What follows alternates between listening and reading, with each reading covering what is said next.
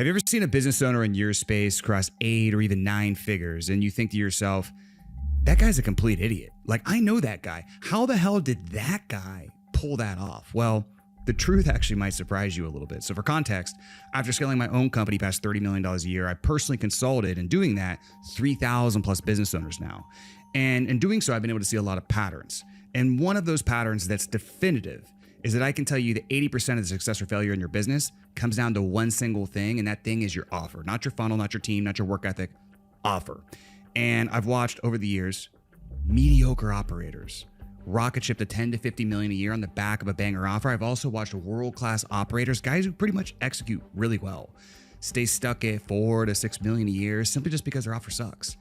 And the thing is the offer is the most important lever that you can pull in your business. So your offer determines your pricing power, it determines your cost curve, which really determines how scalable your margins are as you grow. It determines if your ads are going to convert and how well they convert. It determines how well your sales team's actually going to close at the end of the day. And ultimately, all those things culminate to determine your LTV to CAC, which is really the single number that decides how much runway you have to scale. So in this video, I'm going to splice to a dense training I did for some private clients, talking about everything I know about how to engineer offers that go absolutely nuclear and just print money. So we talk about how to package your offers correctly, how to engineer something called market power into the offer itself. We talk about how to design offers with favorable cost curves as you scale. If you don't know what that is, we'll cover it in the training. And really how to position your offer based on market sophistication so it lands with the exact buyer that you want. And more importantly, a buyer that actually has money and purchasing power. So this is really the perfect training if you've read $100 million offers by Hormozi, but you want something a little bit more practical for our industry and advanced. And so I'll splice over to that training now, but hope you enjoy. Let's get into it. What is an offer? An offer is really just what you're selling, how you communicate what you're selling, which is your positioning, and then the terms of the deal. So with that being said, what's a good offer? Well, a good offer has two components. Number one, it's meaningfully differentiated. Okay. So we'll talk about what that means in a second. But when it's meaningfully differentiated, it does two things. It allows cold acquisition to work. Like, again, what we talked about is essentially it gives people who have no idea who you are a reason to reach out when they see a piece of marketing. Okay. The other thing being differentiated does is it maintains your pricing power and allows you to price more than your competitors. Okay. The second thing a good offer is going to do is, again, it makes you more scalable. Okay. And it does that by adjusting your cost curve compared to other businesses in your industry, which, if that doesn't make sense, stay tuned and I'll explain how that works. So again, this is a big deal. 80% of your success or lack of thereof is really downstream from your offer. Like, I'm not even kidding. I've seen average entrepreneurs where I don't even think they're that great hit 50 or $100 million a year because their offer just rips. And then I've seen other people who they're great entrepreneurs. They might get to 250 to 500 grand a month, but they get stuck there because they have a bad offer. And these entrepreneurs can be literally at the similar same levels, but the difference is, in terms of that massive gap in revenue, is how good their offer is, which is why there's a saying about offers, which is it's how idiots get rich, because there's so much leverage in having the right offer. So let's get into why having the right offer is so important. This is going to be something I just want to touch on quickly, which is market commoditization over time. So this looks like a supply and demand curve. It kind of is, but it's really, that's not what this represents. And essentially what this shows is as new markets emerge and businesses start to make more money, it attracts more competition. So you can see here, this is a new market. The profit margins are crazy, but as that happens, competition and supply goes up, right? As more competition enters, businesses become more commoditized. And that's because the customers start to see the businesses as interchangeable or undifferentiated. So they start to compare them all on price. And now this happens, and when they start to compare them all on price, of course, it pushes everybody's pricing and everybody's margins down. Now, this happens in almost every market. All right. And the speed in which it happens in every market depends on the barrier to entry. So for a lot of my clients who are in the online service economy, whether it's a coach, consultant, agency, et cetera, even if you are in the in-person service economy, you're a med spa, an HVAC business, et cetera, the barrier to entry is very, very, very low. Okay. If you're one of my software clients, the barrier to entry is a little bit higher, but now, especially with AI and the speed of coding, that barrier to entry is coming down as well. So more or less in most markets, unless you're in something crazy like, an airline market, but we don't have any clients like that here. We're all living in this place. Okay. You just realize it's not your market's commoditized and somebody else's market's not commoditized. Everybody's market has this force going on. We're all living in this place. Okay. So a good offer combats this. All right. And essentially the fact that we're all in a commoditized market, it has two very important implications if you don't have a good offer. Okay. So if you don't have a good offer, what happens is you succumb to commoditized pricing, which we already covered. Basically, that pushes all your margins down. It makes it harder to ROI on cold ads.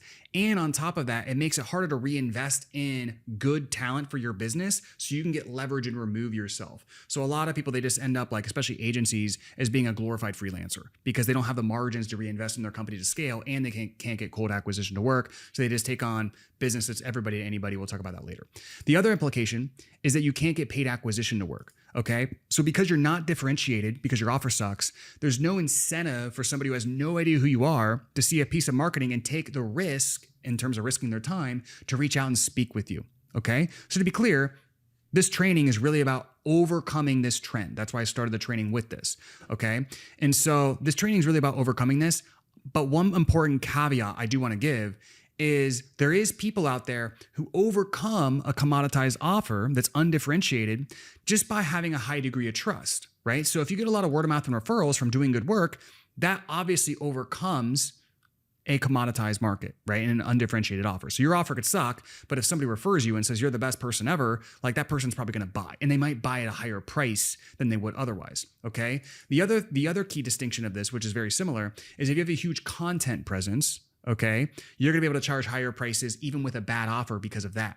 All right. Because again, the commonality with both word of mouth referrals and content is you have a high degree of trust.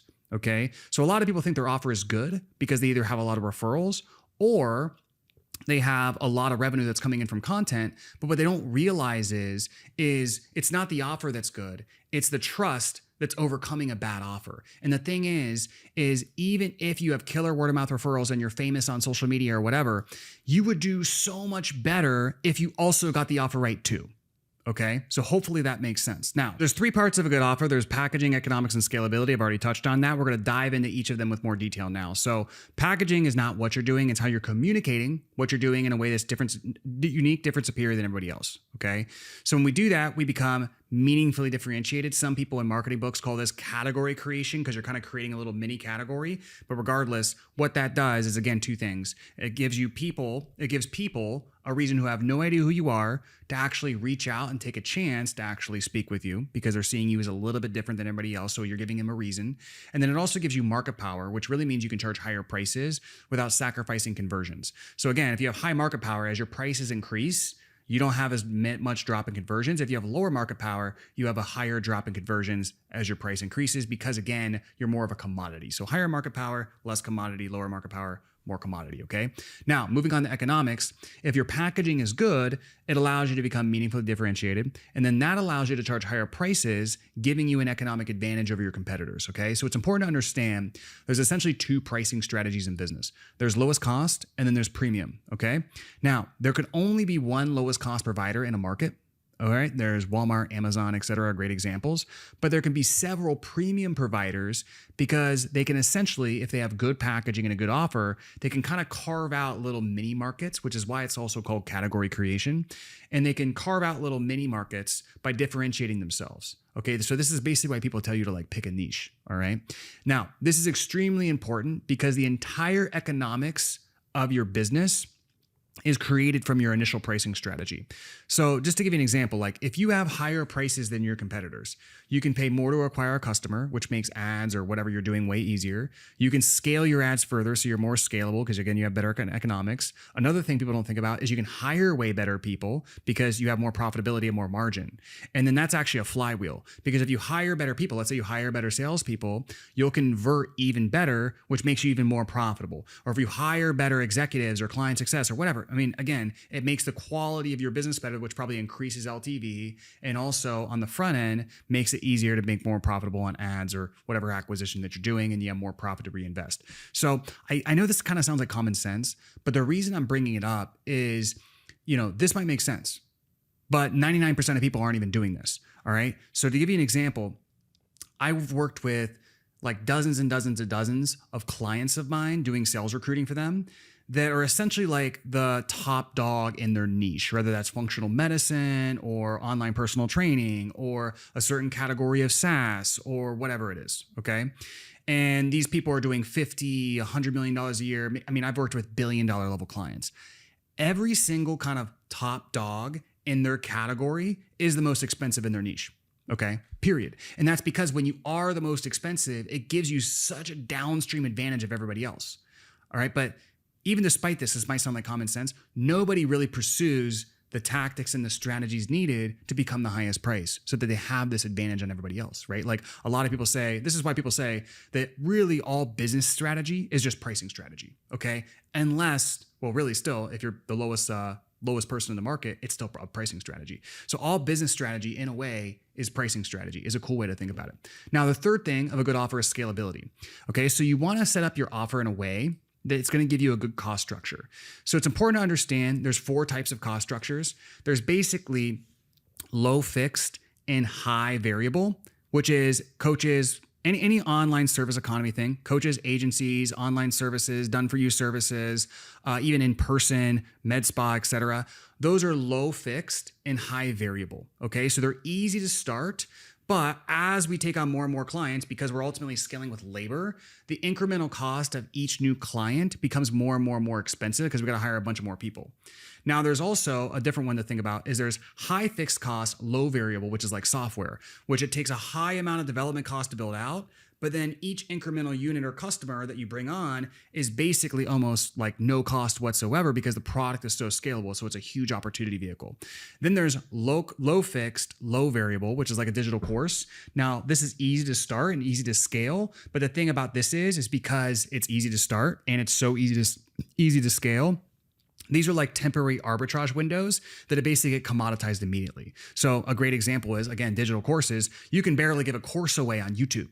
All right, let alone try to sell it through ads. It's not going to happen. So these go away very, very quickly. It's just not a sustainable way to build a business. And then there's high fixed and high variable, which is like a restaurant. And this is obviously why restaurants have such a high failure rate is because the economics behind it are just so bad. All right, so I'm not going to go into each of these in detail because most people watching this are a service-based business, whether it's online or in person, which means low fixed, high variable. Okay, so we want to create an offer strategy that essentially, I mean, we're already good in terms of low fixed. But we want to create an offer strategy to where as we add more and more customers in the future, it minimizes our incremental costs at scale compared to our competitors. And we're going to talk about ways to do this. Now, if you're a SaaS business watching this, you're still going to want to apply all the same concepts because even though you have that good incremental cost per scale, it's really going to help you on the marketing and sales side of things. Okay. So in summary, you want good packaging, economics, and scalability. If you have packaging and scalability, but you don't have the economics, you're going to have weak margins and an inability to hire. Okay. If you have packaging and economics, but you don't have the scalability, you're going to have constant fulfillment bottlenecks. If you have economics and scalability without the packaging, you're not going to be able to get cold acquisition to work. If you have all 3, you have a great offer. Okay. Now, the most important piece of this is the packaging, because the packaging dictates how you're positioning and communicating what you sell, which will help you charge higher prices, and also how you position your offer essentially, and how you position the promises that you make dictate what you have to fulfill on. So packaging is kind of the one that like downstream sort of hits everything. So if we get the packaging, it's like if we get the offer right, our business becomes a lot easier. Then if we get the packaging right, our offer becomes a lot easier. All right, so how do we actually do this? Now we're going to get into like, what do you actually do? All right, so for the rest of this training, we're going to cover the 3S formula, risk reversals, done for you elements, even in done for you offers. You'll see what that means in a second. We're going to talk about positioning and how desire works, and then messaging, which is like channeling desire. Okay, so if that doesn't make sense, we'll get to it later. So the most important framework that you're going to learn really, period, is something I call the 3S formula. So we talked about a lot of things like having the right packaging, economics, and scalability. If you do, the 3S formula is like the big daddy that basically just gets all of that in one stroke if you just do the formula. All right, so this is the main thing I want you to implement from this presentation, because if you do that, you kind of hit all, like you're gonna like, what's the kill all the birds with one stone or whatever the freaking phrase is. So what is the 3S formula? So the 3S formula is that you want to communicate what you do in a way that solves a specific problem for a specific person, a specific way. All right. And so the easiest way to understand this is for me to give you a bad example and a good example. So here's the classic bad example. Very, very bad. Tons of clients like this is the everything that everybody, I do everything that everybody, I take on every client that exists, full service marketing agency. Like I'm a one-stop shop. I do everything. Okay. Now, generally this is a disaster. The only times it does work is a generalist service company. is if they're operating in like Fortune 1,500, Fortune 100 type, echelons. Okay. But especially in the small business space, you're going to be wrecked if you do this. Okay. And so, by the way, like if you're also going to try to move super up market like that, especially like Fortune 1000, like these people are essentially getting their clients mainly through word of mouth, brand, networking, like think about McKinsey, Bain, et cetera. So a lot of it is more of a network play in who you know in most cases. So it's very hard, if not near impossible, to break in to a market as a generalist, even if you want to work in enterprise. Okay. So we'll talk about actually in a little bit, if you do want those bigger customers, how I'd recommend you actually do that if you're not somebody who just happens to have all of these amazing connections, which if you're watching this training, you're probably not like super networked with like the ultra elite or something like that, to where you know all these people at huge corporations and all of that stuff, et cetera. Now, okay. So let's look at the full service marketing agency, everything to everybody type of person. Let's look at their packaging. All right. So they do everything to everybody. So there's no specific person or problem they're solving for that person, and there's no unique methodology that makes them different. Therefore, they can't make cold acquisition work, which means they're stuck with referrals. Like, how do you, if you're truly everything to everybody, you're nobody to anybody. So how do you actually create a marketing campaign that makes people want to reach out to you over anybody else? You can't. Like, this is the definition of a commodity. Now, let's look at the economics. Because there's no specialization, there's no premium pricing. Because if you're just like everybody else and you could do anything, then you're just a commodity. All right. So the other thing that also really kills is the lack of both specialization and premium pricing is also a signal of lower quality service, which means you get worse leads. So I know this is a little bit weird, but to give you an example, if I get pitched from somebody and they are like the most expensive firm that I've talked to, it's actually a signal to me that they do really good work, because I'm like, hey, otherwise, like, how are they even charging these high of prices? So obviously you can't just like charge infinity, but in general, premium pricing in a weird way is a great signal of work quality, right? Of business quality. Okay. So moving on, no premium pricing also equals smaller margins, smaller profits. Smaller margins equals a lower ceiling to scale. So you hit diminishing marginal returns faster. Also, smaller profits mean less money to reinvest in an A-player team. That means your competition is going to have better teams. You're going to be stuck in fulfillment because you can't get yourself out of fulfillment. And so what a lot of people happen here is this is like the typical pseudo freelancer agency business doing like 20 to 100 grand a month. They just can't get past that. And they're working 80 hours a week. Okay, happens in a ton of businesses. It's because they don't do what I'm trying to talk about here. Then in terms of scalability, when you do everything to everybody, you have very client journeys. So like different clients are coming on, solving different problems. They're different industries, et cetera. When there's different client journeys, there's no standardization in the fulfillment process. So what that means is because you can't standardize and streamline the fulfillment process, you have higher labor costs and way more outsourcing a lot of times and way more contractors. So that means worse client results, and it's harder again to remove yourself from fulfillment because like everything is so varied and it's all over the place. And then ultimately like you're stuck again working 8-hour weeks. It also creates a very hard system to remove yourself from sales and ultimately put in a sales team, because you got to think about it. You have different prospects coming in from different referral sources or different places, all with different problems in different industries, which means in order to sell those people who need different things, different problems, different industries, et cetera, you need extreme levels of domain expertise, which is very hard to recruit and train salespeople for. Right? Because they're not going to be, if they were extreme domain level expertise type salespeople, they just do this business themselves. Okay. And then they probably wouldn't do what you're doing. So again, you get nailed on all three of these things. Hey, if the way you sell your product or service is through phone sales, you need to stop using booking systems like OneSub, Calendly, iClose, and other booking systems that aren't designed specifically for a phone sales approach or a phone sales team. So we at Saleskick just launched a new calendar and booking system that'll decrease your cost per book call because it's conversion rate optimized specifically for call funnels, whereas most other calendar systems are meant for corporate all-purpose booking, and it'll increase your show rates. So we've had clients see 30 to 100% increases in their show rate because our calendar system is specifically designed for call funnels and other funnels that are high volume sales call booking funnels. And the software does so much more. It's really the only product designed specifically for sales teams with inbound booking systems. So if you're interested, go to saleskick.com, check it out. Now back to the video. Now, let's turn this into an actual good offer. So let's say you're an AI enabled CRO agency for e-commerce businesses. All right. So your packaging, the specific problem you solve is low conversion on checkout pages. Easy. Person, 1 million plus D2C e-commerce businesses. Maybe you do 5 million plus. I don't know.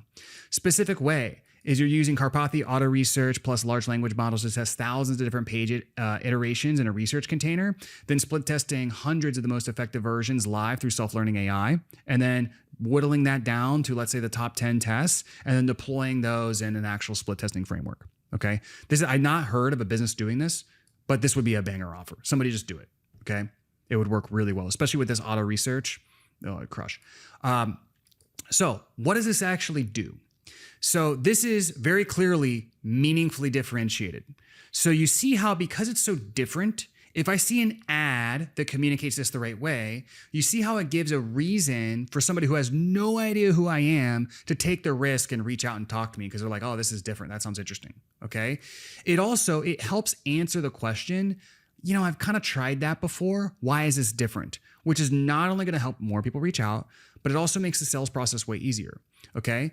And so this brings me to something we're going to talk about a little bit later, but your way, like this part right here, the specific way, what that needs to be is the simultaneous explanation of why everything they tried in the past has failed and why this is going to be different. Okay, again, we'll talk about that later. Now, let's look at the economics of this new business.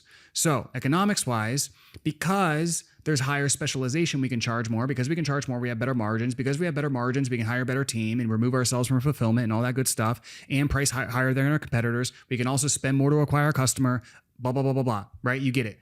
Better pricing strategy is all business strategy. Okay. So it helps us in a lot of different ways. So we have more leverage. You can remove yourself. You have better client results because your team's better. You have less churn, more upsells. It just becomes this flywheel of a better business. Again, that's why out of all my clients who are like the top category kings in their respective verticals, they're all just the highest priced. Okay. And that's not just because it's because they did this stuff right. It's not just because they decided, oh, I'm just going to be the highest priced, right? Like you have to do stuff to earn the ability to price premium. Now let's look at the scalability. All clients have this. So every single client coming in, they have the same type of business with the same type of problem coming from the same place, like your cold acquisition system. They're getting pitched the same solutions and they're undergoing the same client journey and fulfillment process. So this makes sales and fulfillment extremely easy to standardize an SOP. Okay, which makes hiring easier. It actually makes hiring cheaper and more efficient. And then also your conversion rates on sales and your client success will go up.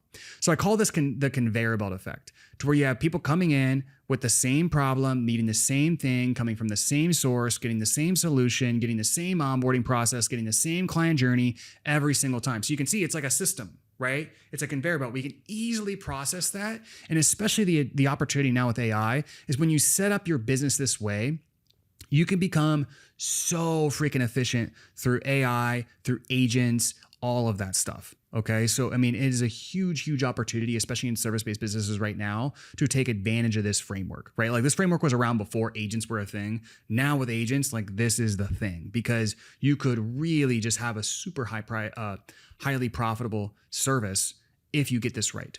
Okay. So let's look at another example. This is the classic bad coaching example. Hey, I'm an executive leadership coach.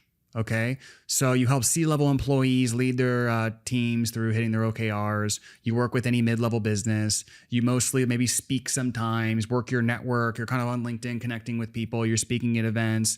There's a lot of variations of this, but they're very, very, it's very, very, very difficult to really scale any of this past like a couple $1,000,000 a year. And that's if you're lucky. Most people can't even scale to $1 million. And again, I talked about this in the very, very beginning of the training. You might find exceptions to this, but almost always those are people who have a big brand, okay, or massive word of mouth referrals because of their network. So yeah, like if you are one of the top executives at Google and then you leave and start a consulting business, you don't really have to do any of this stuff because your prestige is literally so high and your network is so good that you have massive brand and massive network. But again, if you're probably watching this, you're probably not the top executive that just left from Google, okay? So you need to do the stuff I'm talking about. So how would you turn this into a good offer? This is actually a real example of a client that I had who used to be doing bad example. We switched to good example, and now they're absolutely crushing it. Okay. So the specific person would be women in middle management, or women in leadership, management, executive positions, maybe not C-level. Okay. So the problem is they want to essentially get to C-level promotions in 6 months or less, or they'll help you build your resume up to source a different C-level position in a different company. All right. Now, how do they do that? What's the specific way? I actually just made this one up. I'm not sure what theirs is, and I don't want to give it away, but it might be strategically setting up OKRs with your direct report that position you for a promotion when you hit them, or act as an extremely attractive resume to land an upward position elsewhere. Okay. So I made up the way. The rest of this is somebody who's a successful client. I just didn't want to give away their actual secret sauce. Okay. So that's a coaching example, bad offer to good offer. Now, I promised I was going to go over this. What if you do really want to land those big, 50 million to 1 billion companies in mid-market and enterprise and la-da-da-da-da, okay? So some people, they want to target a market that is exclusively mid-market to enterprise, all right? This is difficult because the market's small and most of the sales are driven through network and relationships, okay? And also the sales take forever. So the only somewhat predictable way to do this is through what's called account-based marketing, which is like building a big kind of enterprise sales team. That's very much a capital-intensive, long-term, 6 to 18-month play, and it is very difficult. Okay, like you got to hire a bunch of salespeople, you got to pay them mainly salary-based positions, and then you got to wait, and then hope you're doing it right because you might not be doing it right. Okay, so I wouldn't recommend that probably for most people watching the training. One way though, I've been able to land these big top of market people, like companies doing 50, 100 million, 150 million, 500 million, $1 billion plus, multi-billions, right? That we've worked with. One way I'm able to land those people is simply just by doing what I've already been telling you to do. Because what happens is that 90% of the clients that, let's say I land, or maybe you land if you use this strategy, they're going to be in small business. Right? They're going to be small businesses. So let's say that's below 50 million just for our definition. Okay. So what happens is these deals are profitable and they can help you cash flow and scale well. But what's going to happen is like 10% or 5% of the leads coming in, they actually will be those mid-market to enterprise customers. So for example, in the online services industry, like I've worked with probably 3,500 to 4,000 SMBs, but in the process of doing that, I've actually had probably 100 to 200 mid-market to enterprise level companies come through as well. So what happens is those small business clients, they help you liquidate the ads. You're still making great money on them and delivering a great service. And they're sort of paying for all the marketing that does help you land those enterprises anyways. And then a lot of times those enterprises through network and referrals lead to other enterprises. So still, like if you're somebody with no network, no connections, no big brand from the corporate world, if you come in and use this strategy, essentially it's a great way to break in and eventually get there. Okay. And I'm just proof of this actually working. Like in my space, I've worked with pretty much all of the top names in my space. Okay. Who you can't necessarily get through ads, but I was able to get through using this strategy. Okay. Now to be clear, I also just want to say, if you just want to make like, 8 figures, multiple 8 figures or something, and I mean net after taxes, you don't really have to do mid-market enterprise, right? It's like way more competitive. It's way more tough. If you just unless like your true goal is like you want to scale a $500 million firm, I don't even think it's worth it. Okay. Because you can make tons and tons and tons of money just by doing small business, and it's a lot easier. Okay. Now let's talk about developing the way. All right. So remember, specific problem, specific person, specific way. So this is where most people struggle. And the way is really your unique mechanism. Okay, so I'll refer you to some other trainings. There's advanced market research, copy platform. There's Todd Brown's unique mechanism training. These are all in the portal. These are phenomenal trainings. Okay, so if you're serious, which you should be, about really mastering this, I would go through those after I finish this, but I'm going to touch on it briefly here. Okay, so the first thing to understand in order for us to create good mechanisms is something called market sophistication. This is popularized by Eugene Schwartz. All right, so that's a great book, and Breakthrough Advertising. That's another book you should read if you haven't read it. But I'll just kind of walk through this briefly. All right. So there's 5 stages of market sophistication. There's first to market. So when you're first to market, you can just use simple direct offer copy, like automate your company with AI or lose 20 pounds in 60 days. Then there's second to market, which is basically taking existing claims and expanding on them. So automate your company with AI and save. This is supposed to be save 50K in operations cost guaranteed, right? So you see how it's the same claim. It's just expanded and inflated, right? Lose 20 pounds in 45 days guaranteed or you don't pay. Expanded and inflated. Then in stage 3, they've heard all the claims. Okay, so this is a more mature market, and now the inflated claims have no effect. So now this is where you need to become meaningfully differentiated and do a lot of the stuff I'm talking about here, all right? So in stage 1 and 2, you're talking about what your product does. Now you have to talk about the way it works and why it works so well and why it's different, okay? So again, this is the example I already gave. We'll increase your sales page conversion rate by 200% using Karpathy self-learning AI auto research. Or lose 20 pounds in 45 days through the ketogenic diet. Now, the ketogenic diet's not a good mechanism anymore, by the way, but like this worked at a certain point in time.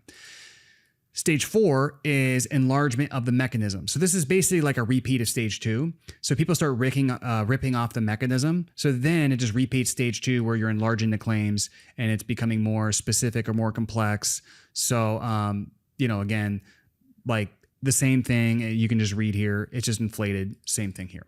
Okay. Then stage 5 is a dead market where people ignore all claims and mechanism. This rarely ever happens if you're focusing on markets with permanent desire, right? Permanent desire being money, relationships, and health. Okay. So this rarely ever happens. I don't want to hear you say, I have a dead market. You probably don't have a dead market. Okay. It's not, the mechanisms and the way to get the result might change, but your market doesn't really change. Okay. If you think about it that way. So to keep it simple, you may have to change your mechanism. It becomes very played out, but you're probably not in a dead market. So to be clear, this is a good framework for understanding marketing and messaging, but really the most effective way to actually approach this is just to assume that you're in stage 3/4, because even if you aren't, the actions you would take in stage 3/4 essentially are still the most effective. Does that make sense? So even if your market was technically stage 1, if you used a stage 3 strategy, you're actually going to get better results than stage 1. Using a stage 1 strategy. Hopefully that makes sense. So you just want to assume you're in stage 3, stage 4 and use a mechanism anyways. But this is why this is important and how these things evolve over time. So how do you actually build your mechanism? All right. So the way I teach it is you're really good at solving XYZ problem for ABC client. Okay. The question you need to answer for yourself is, why is what you do so much better than the competition or the other alternatives out there? Okay, so think about, again, your mechanism, I mentioned this earlier, as a simultaneous explanation of why everything they tried in the past has failed and why this is going to be different. So it's almost like if you were on a sales call and you were explaining your mechanism, which is just a fancy word for why is what you do so much different and better than the competition and the other alternatives out there. When you were explaining that to somebody, they should be able to understand through the explanation why what they've done in the past didn't work and why this is going to be different. It actually should give them an insight, okay? So I know that might sound like, okay, well, that sounds great. How do I actually do it? Well, here's how you do it, okay?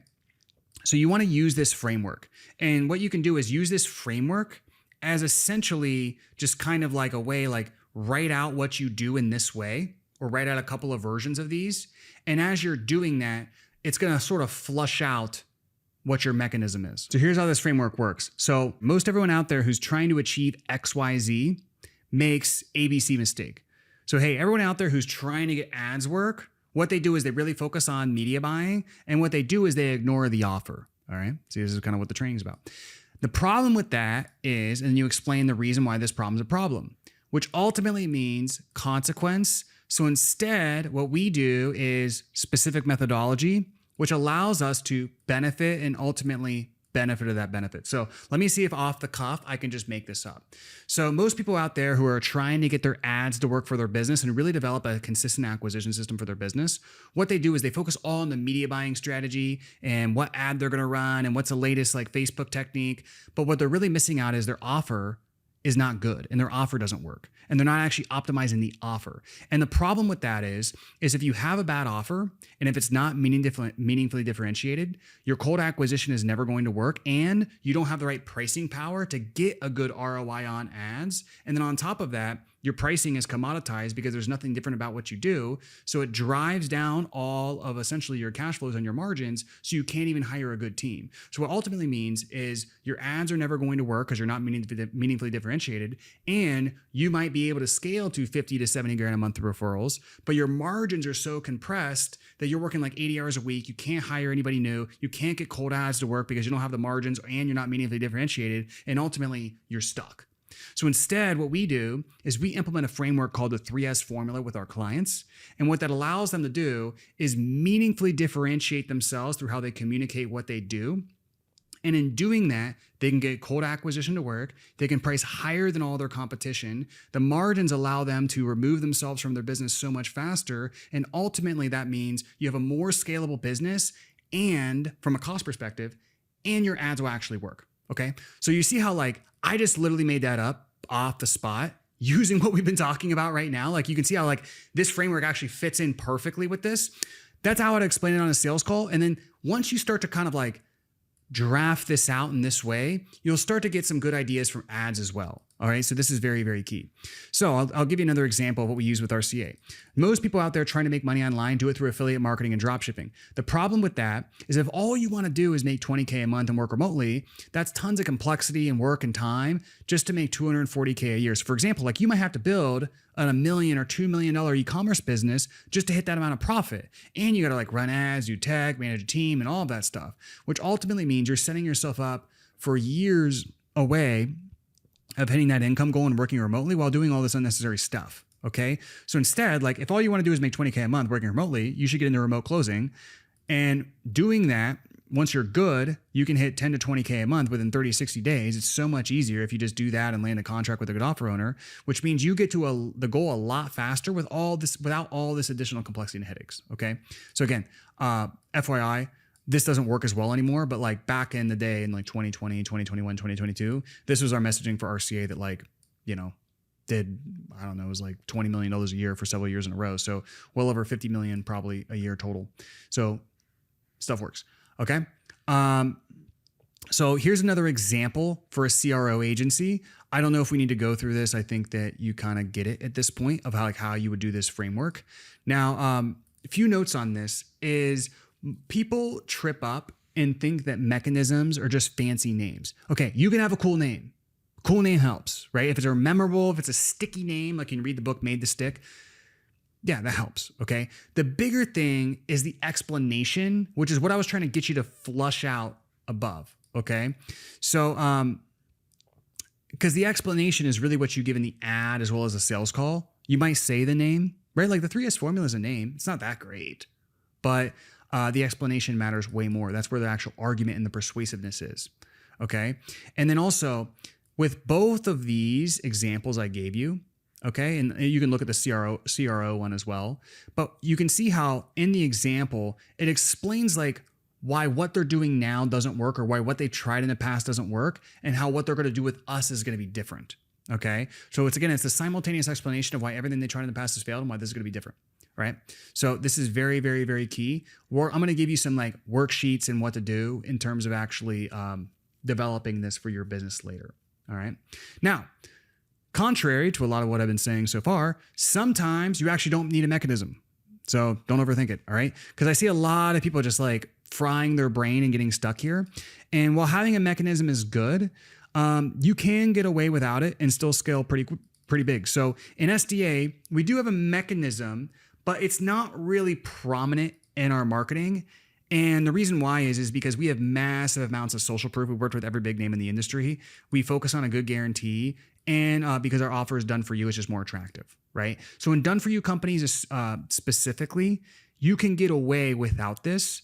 And the other thing that helps us a lot too is there's not a lot of other sales recruiting companies out there who are actually good. I mean, there's a lot of people who try to copy us, but they start and then they're only around for like 6 months and then they're gone. So there's not like real competition in a lot of ways. So I still recommend developing a mechanism. This isn't a pass to not do it, but like if you're stuck and you're a done for you company and what you do is highly valuable and you can make a big promise and a guarantee and you have a lot of social proof, you can get away with it. Okay. So, the 3S formula, basically what we covered so far, it's kind of like the big daddy to knock down the packaging, economics, and scalability. It basically does all of that in one thing.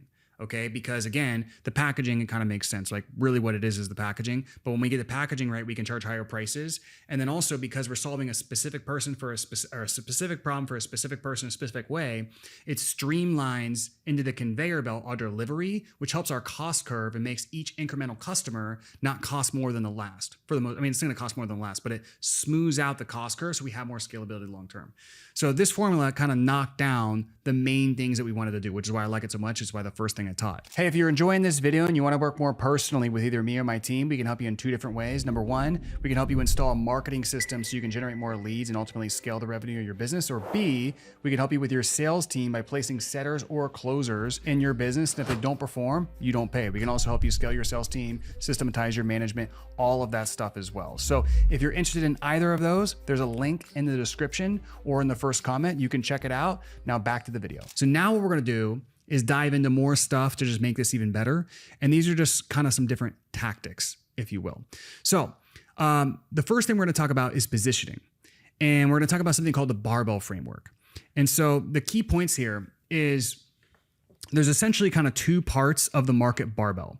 So when you're doing your offer, you either want to be like, if you're going after B2B or solopreneurs, like a solopreneur is like an insurance agent or a real estate agent or a lot of times a coach. You know, here you have richer clients. Time is a premium for the clients. You want to probably be doing done for you or partial done for you. You're not going to have as big of a TAM, and your back end and your LTV is going to be super important. It's going to be almost impossible to get this business to work if you don't have a good back end and LTV. So this is a good place to be, right? Like this is a fine way to position yourself. You could also position yourself as B2C to where you have consumer clients. They have way more time. This could be done with you. It could still be done for you, honestly. You have a huge TAM. The front end can scale more, and the back end is tougher, but it's still possible. You still do a back end here. So this works really well because you have such a big TAM, right? So your ad costs are quite low. Your ad costs will be higher, but you also are charging more money and you have a higher back end LTV. So this is good. This is good. Where you don't want to be is this no man's land, okay? And a great example of this essentially is like if you're helping a 10K a month coach get to 50K, you know, it's like you either want to be kind of helping more experienced coaches with an actual like done for you service almost, or you want to be helping people get into the coaching business. You don't want to be almost like with a broke market that's also smaller TAM and probably still wants done for you, even if they're not ready for done for you, et cetera. You don't want to be in this kind of no man's land, all right? So I'll summarize the key points here. You either want to sell a highly leveraged product that's like done with you to a mass market B2C, or a more done for you oriented product to a smaller but richer market, okay? You stay out of no man's land. That's generally where you have a smaller TAM, poorer clients. They're not established enough businesses for done for you. They can't pay a high enough price. And they're like also a little bit too established for done with you. So a few examples of no man's land is like a done with you coaching offer for real estate agents. Again, if you're Ryan Serhant, okay, he's got a huge brand. You can do it. For most people, the real estate agents don't want to do it. Done with you coaching for e-commerce businesses doing 10K a month, okay? They're still poor. There's not a lot of them. You just might as well help new people start e-com brands, all right? Done with you coaching for coaches doing 10K a month, okay? Same thing, same issues above. So in these examples, you'd be better off just helping new real estate agents get their first couple of clients, right? You'd be, or doing a done for you marketing system for like super high end brokers. You might help people start e-commerce businesses, or you do a done for you agency to e-com for businesses doing over 10 million a year. Or instead of, done with you coaching for coaches doing 10K, you help coaching or corporate execs package their expertise into consulting offers and start a consulting business, or you do some sort of done for you offer for higher end coaches. Okay. So the barbell is a trade-off. And essentially, you're either kind of going one side or the other, right? You just don't want to go in the beginning. I can tell you in a moment, though, there's a way to sort of combine and get the best of both worlds, which I've had a few clients do, and they do like 50 to 100 million a year. It's pretty wild. So that brings us to positioning part 2, which is how desire actually works. Okay. So people obviously, they buy something to go from current situation to desired situation, right? So they buy something when there's like a pain, okay, or a problem, all right? Now there's 2 types of problems. There's essentially pain, which is when they're moving from below average to average, okay? And then there's what's called an unfulfilled desire, which is when they're moving from average to excellence, okay? So like, let's take stem cells. If I'm selling stem cells to somebody with knee pain, they're going from below average to average, from not normal to back to normal. But if I'm selling it to somebody like me for longevity, we're kind of going from average to excellence. All right. And so same thing with like, let's say you're selling weight loss. If you're selling somebody who's obese, it's below average to average. If you're selling somebody who wants to get 6-pack abs, it's average to excellence. Quit your job and start an e-commerce business versus scale your e-commerce business. Again, one's below average to average, one's average to excellence. Okay, so what are the trade-offs here? All right, so when you go from below average to average, there's a higher urgency because of loss aversion. Right? Like people want to get back to normal, back to where they were more than anything. Nobody wants to go backwards. So there's always a much higher urgency with below average to average. There's also a much bigger TAM, just how it is. Like there's more people who have worse results than better results in any given market, right? Tell me when there's not. There's also less money, usually, right? Not always. We're going to get to something in a second, but usually they have less money. Okay. Now, average to excellence, there's lower urgency, it's a smaller TAM, and they have way more money. Okay, it's just the inverse. So it's kind of similar to the barbell framework. And most of us are going to be on one side or the other. And knowing where you're at matters, okay? But this is a little tactic that can take your offer absolutely nuclear. And I got this idea from watching somebody actually do it. So if you can find a segment of wealthy people who feel like they're below average trying to get to average, you can absolutely destroy, because this gives you a golden opportunity market to where you can hit all of those. You have people with high urgency and high money. And then in some cases, you can even get the market has a decently high TAM as well. So I'll give you an example. Like I have a friend who targets wealthy guys who just let their bodies go and they need to lose weight. So he's very good with his messaging and he's very good at speaking to the pain of these guys. That's the key, is he's very, very, very good at that. Like he's not saying like, hey, busy professionals. Like he's just very good at like gut punching these guys with his messaging. And so he's targeting a mid-sized TAM. It's almost like he's targeting accredited investors, like wealthy guys over 40. They have an urgent problem and he's also agitating that problem the right way, and they have lots of money. So, he's doing basically online personal training, but he's being able to sell 10 to 40K packages and does 50 million a year, around there. Okay. So this sounds easy. It's not. Okay. The key to this is really having outstanding messaging that kind of shocks the wealthy person into getting their shit together. So I'll give you another example. I have a client who does high net worth divorces. Okay. Hits all of the above. The TAM is not huge here, but it's bigger. I mean, the nice thing is if you can solve a high net worth problem, it's not a business segment. It's just like a wealth segment, which is much bigger than a business segment. So the TAM is still pretty much mid-sized, okay? But the money and the urgency is obviously much bigger. I have another client that targets C-suite women who have trouble attracting men because like the women feel like they're always in their masculine. That's a great example. I have another client who helps rich guys in their 40s who are post-divorce, who are lost in the dating world, get back into dating. So again, the thing is you can't just like call out this person in your ad and then be like, oh, why is it not working? Like you really have to understand them viscerally and be able to talk to the pains and like, because these people are very sophisticated. So like the messaging really has to hit. Okay, there's not just going to be kind of like a little like call out that you can do to get them on the phone. All right. You can't say, hey, are you a high net worth person going through a divorce? You could say that, but like whatever comes after that's got to be really good. All right. So that's going to bring us to messaging.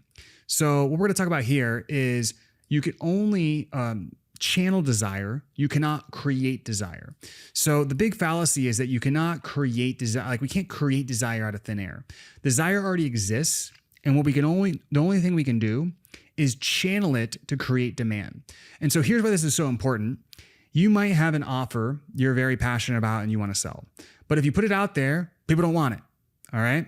And most of the above training is really how to fix all of that. But this really will get you thinking about where your market is at and how to like actually position yourself the right way. Because like you could do the 3S formula, but you could basically just do it in a way where what you come up with, nobody wants. All right. So how does this actually work? Again, you cannot create desire. What you have to do is find existing desire, and then you either do two things. So once you find existing desire, you put your offer in front of that desire, or you channel the existing desire into your offer via copywriting. So like this diagram here will make a lot more sense. So like this is like existing desire. This is like a flowing river. So what we have to do is we have to put our offer right in front of it. All right. Or what we do is we, through copywriting and good messaging, we take existing desire and we channel it into what we're selling. Okay. So I'll give you some examples of existing desires. Like people always want customers. People want staff that solves their problems, like recruiting offers, done for you services. Like that's what I do, right?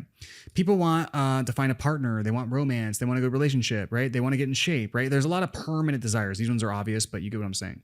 So with like people want investment returns, right? People want to diversify. They want to limit their downside risk. I mean, you go into any market, you can find stuff that never changes. Okay. People want stuff that's cheap, never changes. So with some offers, again, you can put them right in front of existing desire. So if you have a done-for-you marketing agency, you have a recruiting offer, a weight loss offer, dating offer.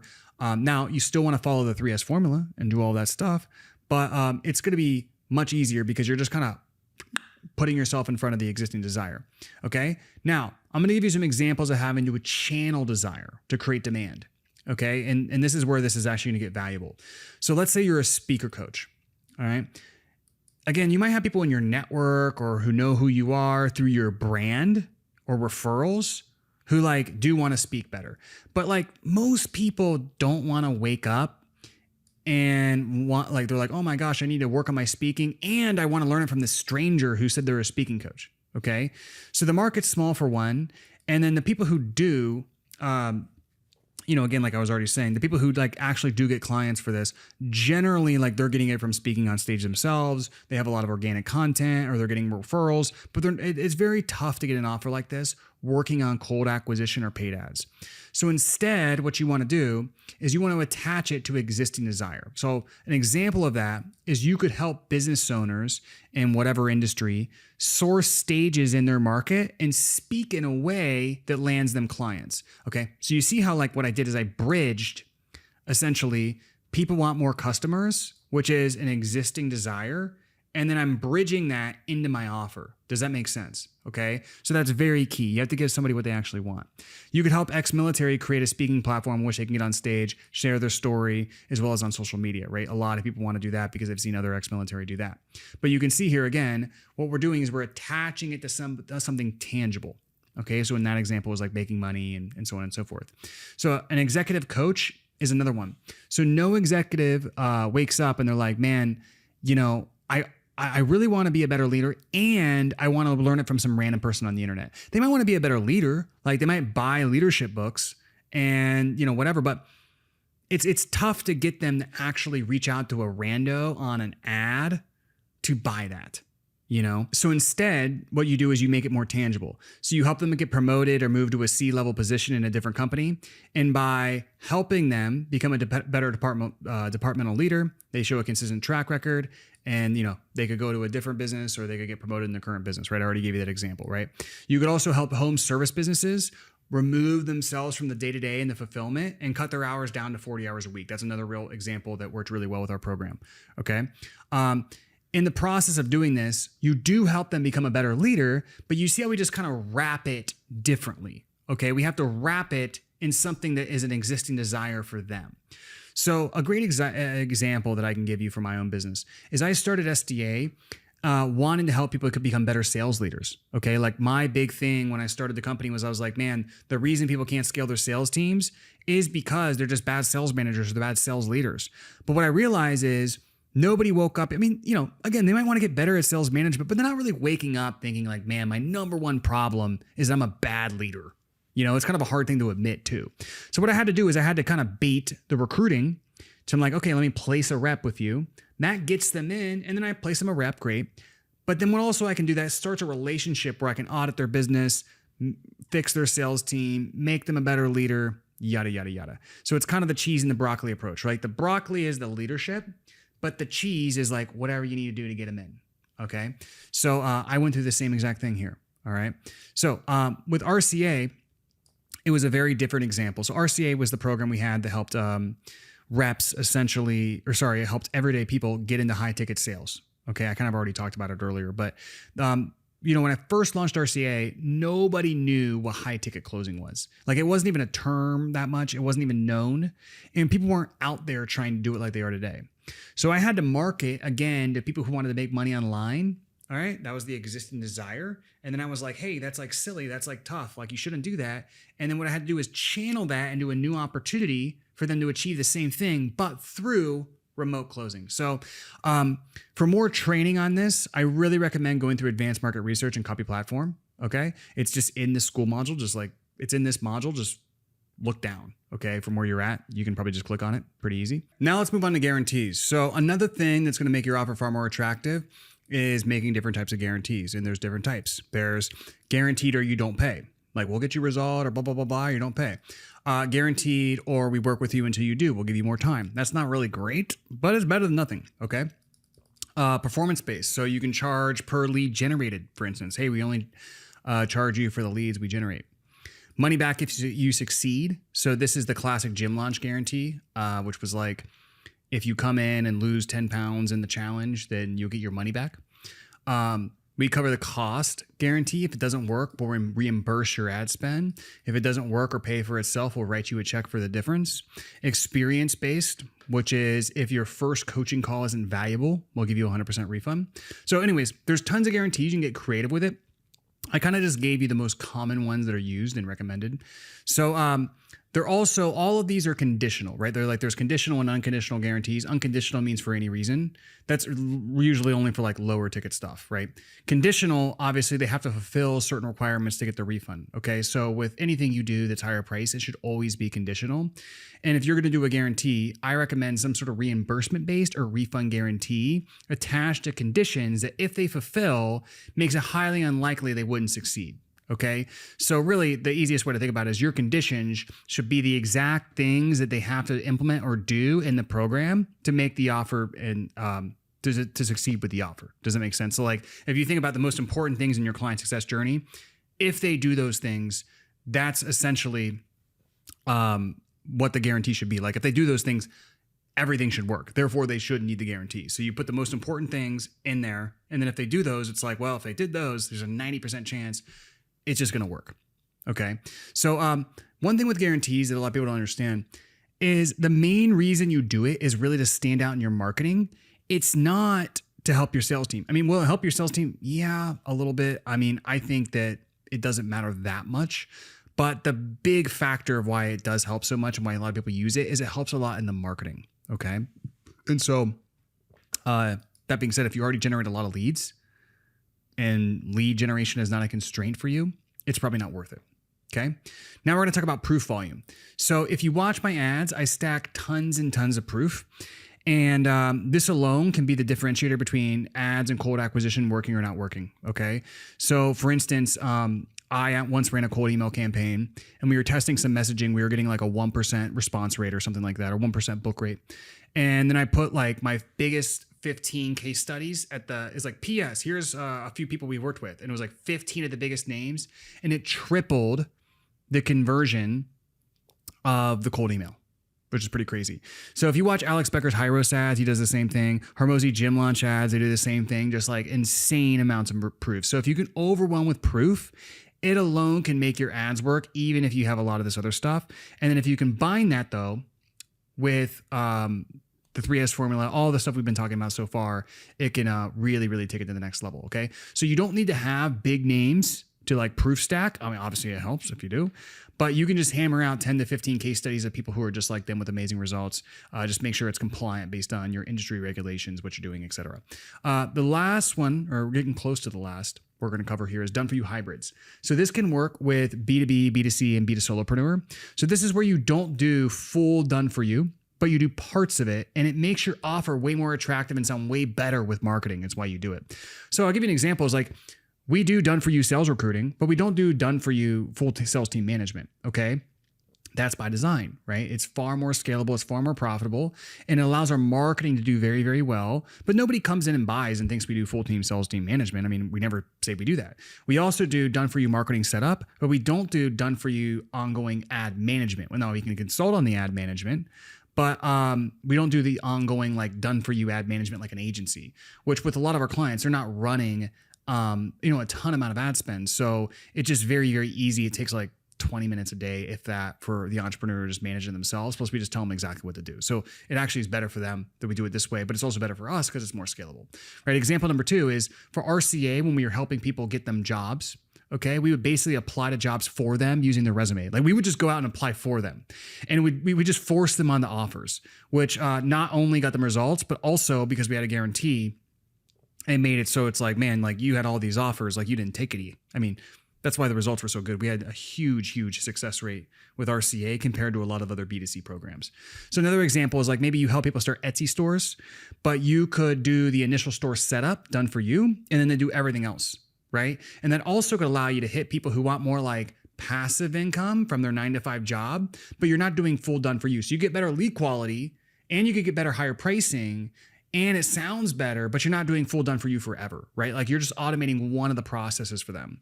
Another example is you might help people with systems and operations, but maybe what you do is you place an ops manager on the front end, which makes the offer way more attractive.